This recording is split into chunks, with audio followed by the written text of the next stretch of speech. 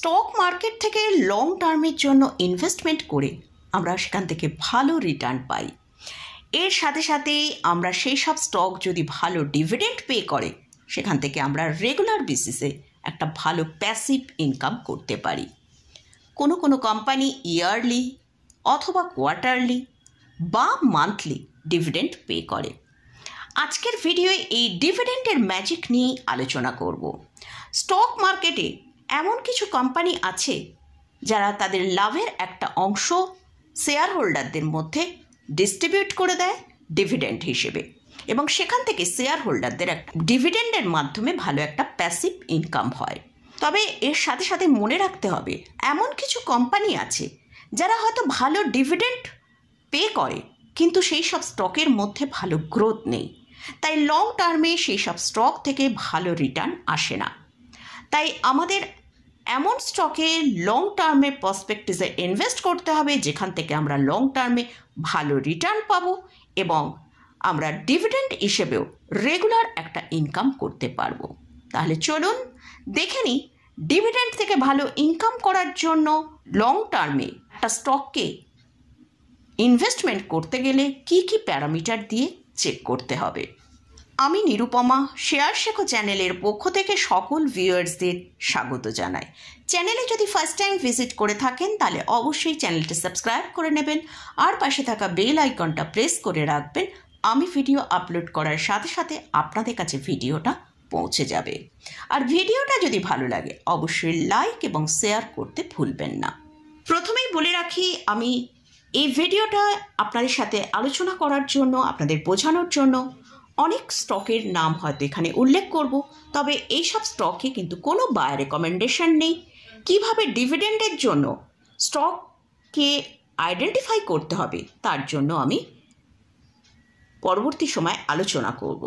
তার আগে আমি একটা এক্সাম্পলের মাধ্যমে আপনাদের বোঝানোর চেষ্টা করছি। প্রথমে আমি এখানে কোল ইন্ডিয়ার স্টকের চার্ট ওপেন করছি। সেখানে আমরা দেখছি কোল ইন্ডিয়ার জানুয়ারি 2021-এ স্টকের প্রাইস ছিল 125 টাকা। তো যদি কোনো ব্যক্তি এই কোম্পানির একটা শেয়ার 2021 থেকে আগামী 4 বছর পর্যন্ত হোল্ড করে থাকেন তাহলে তিনি কতটা ডিভিডেন্ড পেয়েছে সেটা দেখব, এবং এই ডিভিডেন্ড থেকে তার কী ইনকাম হয়েছে এবং স্টকের প্রাইস এই 4 বছরে যে গ্রোথ হয়েছে সেখান থেকেও তার কতটা পার্সেন্টেজে ভ্যালুয়েশন গ্রো করতে পেরেছেন সেটাও দেখে নেব।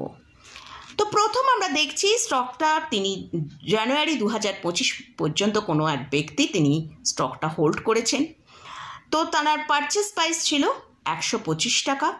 তিনি এই 4 বছরে আমরা দেখতে পাচ্ছি যে ডিভিডেন্ডটা পে করেছে, সেই ডিভিডেন্ডটা তিনি পেয়েছেন 96 টাকা 50 পয়সা, অর্থাৎ তার টোটাল ভ্যালু হয়ে দাঁড়াচ্ছে এখন 221 টাকা 60 পয়সা। অর্থাৎ তিনি এই ডিভিডেন্ডের জন্যই তার যে প্রাইসে তিনি বাই করেছিলেন সেখান থেকে তিনি 15.31% CAGR-এ তার ভ্যালুকে গ্রোথ করতে পেরেছেন। তিনি যদি এই স্টকটাকে 31 2025 পর্যন্ত হোল্ড করে থাকে, বছর পর আমরা 31 জানুয়ারি 2025-এ স্টকের ভ্যালু দেখছি 396 টাকা। 4 বছর আগে স্টকটা বাই করেছিলেন 125 টাকায়, এখন স্টকের ভ্যালু হচ্ছে 396 টাকা এবং তিনি টোটাল ডিভিডেন্ড এই 4 বছরে পেয়েছেন 96, অর্থাৎ তার টোটাল ভ্যালু হচ্ছে 492 টাকা। অর্থাৎ তিনি 40.85% CAGR-এ গ্রোথ করতে। আপনার মনে হতে পারে যে হয়তো এই একটা স্টকের ক্ষেত্রে এরকম রয়েছে, সেটাই আমি এখানে দেখালাম না। এছাড়াও কিন্তু বহু স্টক রয়েছে যে স্টকগুলোর মধ্যে থেকে আমরা জানি REC, হিন্দুস্তান জিঙ্ক, তারপর পাওয়ার গ্রিড, এরকম অনেক স্টক রয়েছে। তো আমি নেক্সট আরও একটা স্টক আপনাদের সাথে আলোচনা করে দেখাচ্ছি, সেটা হচ্ছে বেদান্তা। এই যে স্টকের কথা উল্লেখ করছি বা এই স্টকগুলো এক্সাম্পল হিসেবে আপনাদের দেখাচ্ছি, এগুলো কিন্তু কোনো রকম কোনো বাই রেকমেন্ডেশন নেই, জাস্ট এই ডিভিডেন্ডের ম্যাজিক বোঝানোর জন্য এইসব স্টকের নাম উল্লেখ করছি। তো আমরা এখন দেখতে পাচ্ছি যে আমরা যদি দেখি 2021-এর জানুয়ারিতে বেদান্তার স্টকের প্রাইস ছিল 160 টাকা। এবং এই 4 বছর যদি কোনো ব্যক্তি এই স্টকটা একটা স্টক হোল্ড করে থাকেন, তাহলে 4 বছর যদি তিনি হোল্ড করে থাকেন, তিনি কি ডিভিডেন্ড পেয়েছেন এই 4 বছরে? টোটাল ডিভিডেন্ড পেয়েছেন 219 টাকা। আমরা দেখতে পাচ্ছি ডিভিডেন্ডের লিস্টটা এখানে দেখাচ্ছি, বছরে হয়তো কোথাও 3 বার, কোথাও 2 বার ডিভিডেন্ড পে হয়েছে। তো এখানে টোটাল ডিভিডেন্ড আমরা দেখছি 4 বছরে 219 টাকা পে করেছে কোম্পানি। স্টকের পারচেস প্রাইস ছিল 160 টাকা, ডিভিডেন্ড পেয়েছেন 219 টাকা, টোটাল ভ্যালু এখন দাঁড়াচ্ছে 379 টাকা। তো তাঁর টাকাটা কিন্তু যে 160 টাকা তিনি ইনভেস্ট করেছিলেন, সেই টাকাটা 24.06% CAGR এই 4 বছরে গ্রোথ হয়েছে। এরপরে যদি আমরা স্টকের প্রাইস দেখি, 2025-এ যখন আমি ভিডিওটা করছি তখন এই স্টকের প্রাইস চলছে এখন দেখতে পাচ্ছি 415 টাকা, এবং 4 বছরে তিনি 219 টাকা ডিভিডেন্ড পেয়েছেন। অর্থাৎ তাঁর ইনভেস্টমেন্ট হচ্ছে 160 টাকা, তিনি এখন টোটাল যে ভ্যালুটা ক্যারি করছেন সেটা হচ্ছে 634 টাকা। অর্থাৎ তিনি 4 বছরে 41.09% হারে CAGR তাঁর টাকাটা গ্রোথ করেছেন। তবে এখানে একটা কথা বলে রাখি, এই যে কোম্পানিগুলো ডিভিডেন্ড দেয় বা দিচ্ছে, যেসব কোম্পানিগুলো, এগুলো কিন্তু সবসময় যে কনস্ট্যান্ট দেবেই এমন কোনো বাধ্যবাধকতা নেই।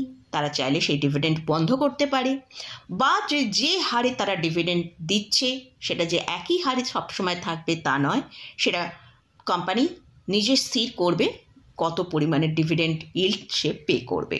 তবে আমরা PSU যেসব স্টকগুলো রয়েছে সেগুলো আমরা দেখি প্রত্যেক বছরই কিন্তু কনস্ট্যান্ট তারা ডিভিডেন্ড পে করে।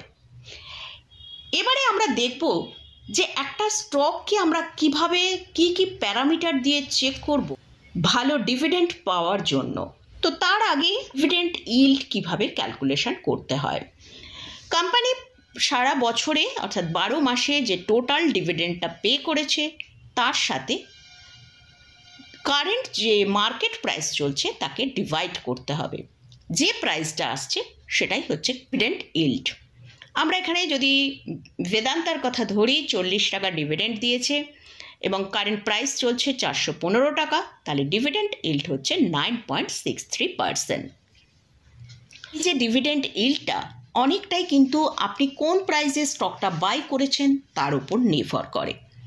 তো আমি এখানে একটা এক্সাম্পল দেখাচ্ছি। দুজন ইনভেস্টর আছেন, একজন A, একজন B। তো দুজনেই কিন্তু ডিভিডেন্ড পেয়েছে 40 টাকা, কিন্তু তাদের ডিভিডেন্ড ইল্ডের পরিমাণ কিন্তু চেঞ্জ হয়ে যাচ্ছে। ইনভেস্টর A 40 টাকা পেয়েছেন, কিন্তু কারেন্ট প্রাইসে বাই করেছেন 415 টাকায়, তাই তার ডিভিডেন্ড ইল্ড হচ্ছে 9 টাকা 63 পয়সা। আর ইনভেস্টর B তিনিও 40 টাকায় পেয়েছেন, কিন্তু তিনি 250 টাকায় স্টকটা বাই করেছেন, তাই তার ডিভিডেন্ড ইল্ড হচ্ছে 16%। তাই কিন্তু স্টক কোন প্রাইসে বাই করা হচ্ছে সেটার ওপর কিন্তু অনেকটাই নির্ভর করে আপনার ডিভিডেন্ড গ্রোথ কীরকম হবে। তো আমরা দেখে নেব যে ভালো ডিভিডেন্ড পাওয়ার জন্য এবং লং টার্মে সেই ডিভিডেন্ড থেকে ভালো রিটার্ন এবং স্টকের প্রাইস থেকে ভালো রিটার্ন পাওয়ার জন্য একটা স্টককে কি প্যারামিটার দিয়ে চেক করতে হবে। ফার্স্ট যে এর জন্য কিন্তু আমরা স্কিনার অ্যাপের হেল্প নিতে পারি। তো ফার্স্ট যে পয়েন্ট, স্টক যখন হায়ার প্রাইসে ট্রেড করছে তখন কিন্তু আমরা সেই স্টককে বাই করব না, কারণ স্টকের প্রাইসের ওপর ডিভিডেন্ডের গ্রোথ ডিপেন্ড করে। তাই আমরা সবসময় তার হায়ার প্রাইস থেকে আমরা 20% নিচে যখন আসবে তখন থেকে স্টকটায় বাই করার চেষ্টা করব। সেকেন্ড যে পয়েন্টটা, যেসব কোম্পানি কনসিস্টেন্ট ডিভিডেন্ড পে করছে সেই সব কোম্পানিকে আমাদের ওয়াচ লিস্টে রাখবো, কারণ এমন অনেক স্টক আছে বা এমন অনেক কোম্পানি আছে যারা 1 বছর 2 বছর ডিভিডেন্ড হয়তো পে করলো, তারপর কিন্তু তারা আর ডিভিডেন্ড দিতে পারছে না। তাই আমরা সবসময় যখন স্টককে ভালো ডিভিডেন্ড দিতে পারছে কিনা সেটা চেক করব, তখন কিন্তু আমাদের সেই কনসিস্টেন্সি দেখতে হবে। যেসব কোম্পানি 3%-এর ওপরে ডিভিডেন্ড ইল্ড পে করছে সেই সব কোম্পানিকেই আমাদের ওয়াচ লিস্টে রাখবো। থার্ড হচ্ছে সব কোম্পানি ভালো পরিমাণে ডিভিডেন্ড পে করে সেই সব কোম্পানিকেই আমাদের ওয়াচ লিস্টে রাখবো। এমন অনেক কোম্পানি আছে সেই সব কোম্পানিগুলো খুব স্মল অ্যামাউন্ট ডিভিডেন্ড পে করছে, অর্থাৎ আমরা এখানে দেখব যেসব কোম্পানি 1000 করোড়ের বেশি ডিভিডেন্ড তারা মানে ইনভেস্টরদের পে করার জন্য রেখেছে সেই সব কোম্পানির দিকেই ফোকাস করব।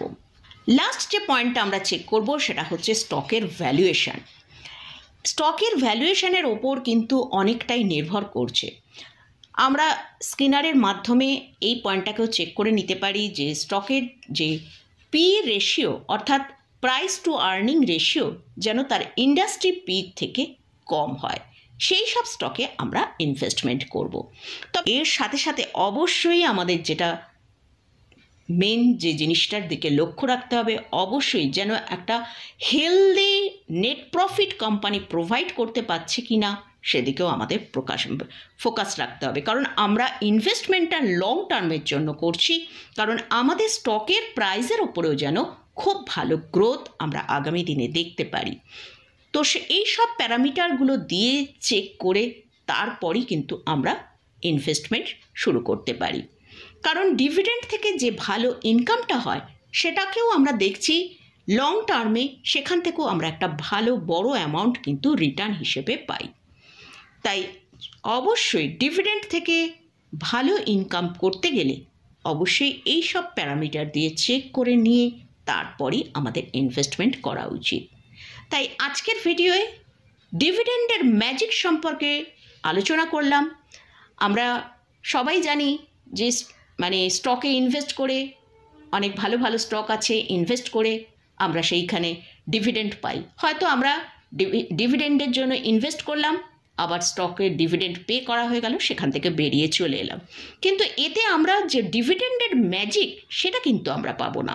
এর জন্য আমাদেরকে স্টকটাকে লং টার্মের জন্য ইনভেস্টমেন্ট করতে হবে, তাহলে সেখান থেকে যেমন স্টকের প্রাইসের মধ্যে একটা হাই রিটার্ন আমরা পাই, তা সেরকম আমরা ডিভিডেন্ড থেকেও একটা ভালো রিটার্ন লং টার্মে পেতে পারি।